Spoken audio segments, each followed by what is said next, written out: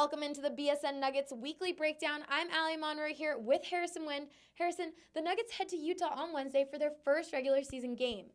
What are a few things you're watching as the Nuggets take on the Jazz? Well, Allie, there's two things I'll be watching. The first is how Paul Millsap and Nikola Jokic look together, both on offense and on defense.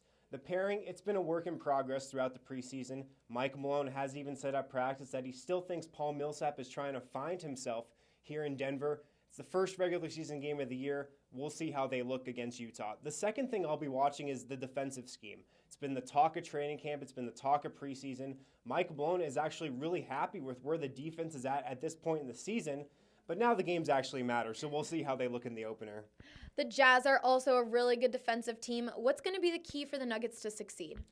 Well, two things, Allie. The first is the Nuggets have to really execute on offense, unlike they did against the Thunder in their last preseason game where they really just couldn't shoot the ball.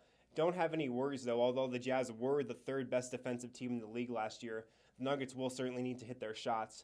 The second thing is the Jazz played at the slowest pace in the league last year. They love to walk the ball up the floor, play a really methodical style on offense, and the Nuggets are a team who loves to get out on the fast break, fly up and down the court, and score a lot of points. So something kind of has to give here. If the Nuggets can execute on offense, I think they'll have this one.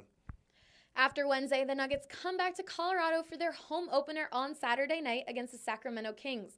What are you expecting to see from this matchup? Well, it's an interesting matchup. It's Michael Malone's old team, and you kind of get the feeling he thinks about these games a little more when the Sacramento Kings come up on the schedule. But the Kings have a totally different roster than last year for the most part. No DeMarcus Cousins. He was traded midseason last year to New Orleans. They have a really young front court with not a lot of experience, some veterans sprinkled in there.